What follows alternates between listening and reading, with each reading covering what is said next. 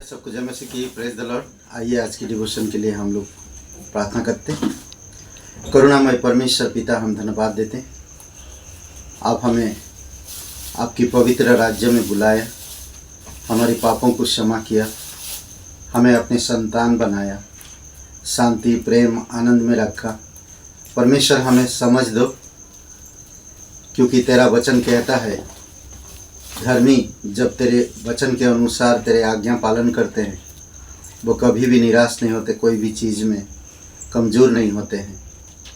आप मदद करो पिता कि हर एक तेरे पवित्र लोग तेरे नाम पर जो विश्वास करते हैं मजबूती के साथ बढ़ सके और आपकी राज्य को बढ़ा सके।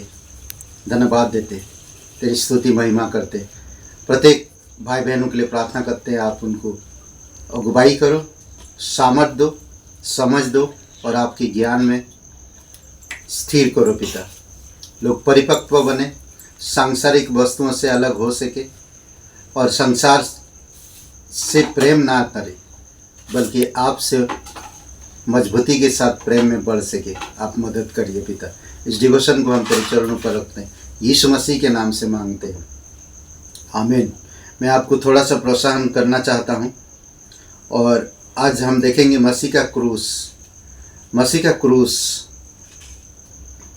मनुष्य के पाप का अंधकारपूर्ण प्रदर्शन, ना मनुष्य के पाप का अंधकारपूर्ण प्रदर्शन, पर क्रूस हमें उस पाप से और वो अंधकार से और जो हमारी प्रदर्शन था उस चीज़ से बचाता, हमें छुड़ाता। हमें प्रेरितों के काम 4 अध्याय और वचन 27-28 में कहता है, क्योंकि सचमुच तेरे सेवक यीशु के विरोध में, सचमुच तेरे सेवक यीशु के विरोध में जिसका तूने अभिषेक किया, हेरोदेस और पुन्तियुस पिलातुस भी अन्य जातियों और इजरायलियों के साथ इस नगर में इकट्ठे हुए कि जो कुछ पहले से तेरी सामर्थ और मति से ठहरा था वही करे।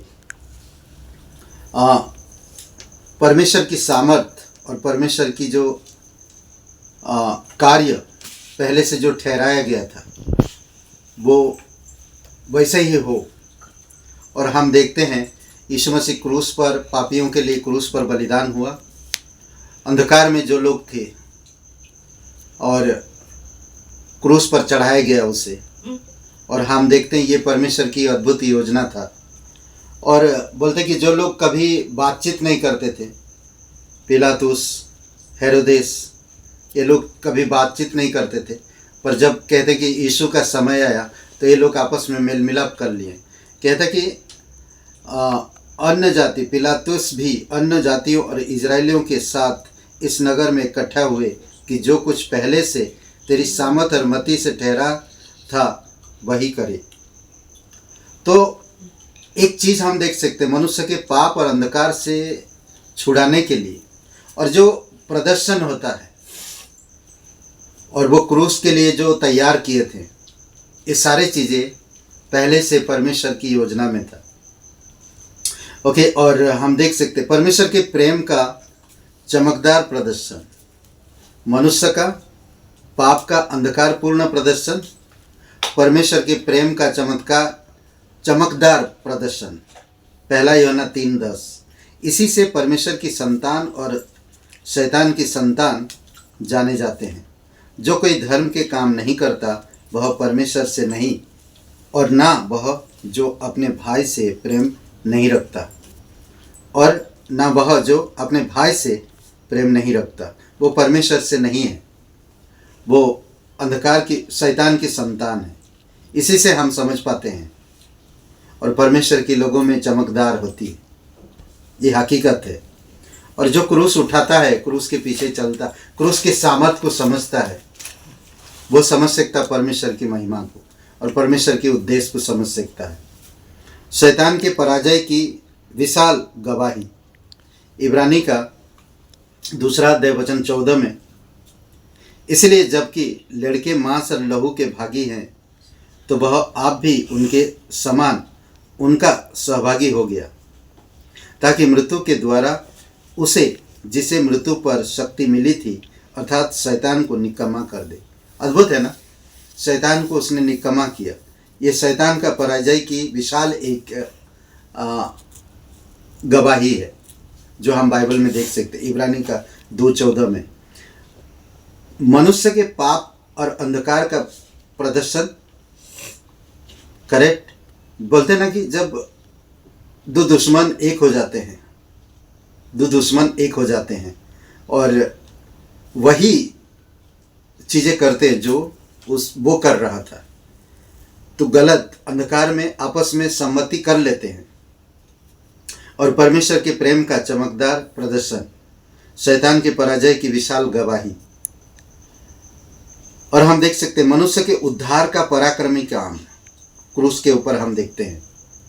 1 कुरिन्थियों का 1:18 में, क्योंकि क्रूस की कथा नाश होने वालों के लिए मूर्खता है, परंतु हम उद्धार पाने वालों के लिए परमेश्वर की सामर्थ्य है।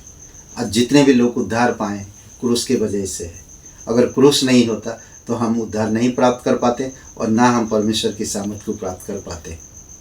अद्भुत है। आज भले ही लोग आपको मूर्ख कहेंगे, क्रूस की कथा संसार के लोग, आपके आसपास के लोग मूर्ख कहेंगे आपको, पर आप निराश मत हुई। आप क्रूस को देखिए। परमेश्वर की योजना है। परमेश्वर आपको पापों से, नरक से, मृत्यु से बचाने के लिए आपने एक लौते बेटे को बलिदान किया। इससे बढ़कर और कोई नहीं कर सकता।